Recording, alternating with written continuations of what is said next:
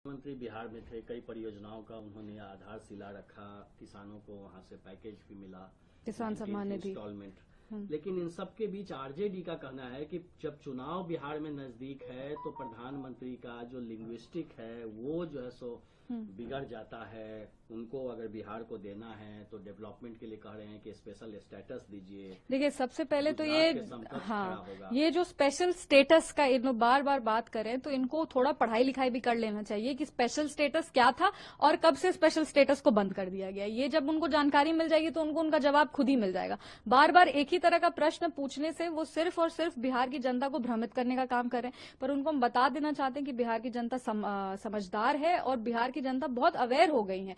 जहां तक रही बात विपक्ष की, तो विपक्ष बार बार यही कहते हैं उनके पास अब कुछ एक होता है ना कि फैक्ट्स पे, आइडियोलॉजी पे वॉर होता है, फैक्ट्स पे वॉर होता है, डेटा पे वॉर होता है। वैसे हम लोग आगे चल के एक समय में वैसी राजनीति होती थी, पर आज बिहार के विपक्ष को देख के लगता है कि उनके पास सिर्फ एक ही लाइन है कि अब आ गए हैं कुछ नहीं होगा, अब आ गए हैं कुछ नहीं होगा। उसके ऊपर वो कोई स्ट्रैटेजी नहीं बना पा रहे और वो हम लोग को क्लियरली दिख रहा है। उनकी एक आदत सी हो गई है, जब भी कोई सही निर्णय लिया जाता है तो उनको ये जिनके साथ वो अलायंस में है, जो उनके अलायंस पार्टनर हैं, वो लोकसभा के चुनाव में एक बार वो आए भी नहीं।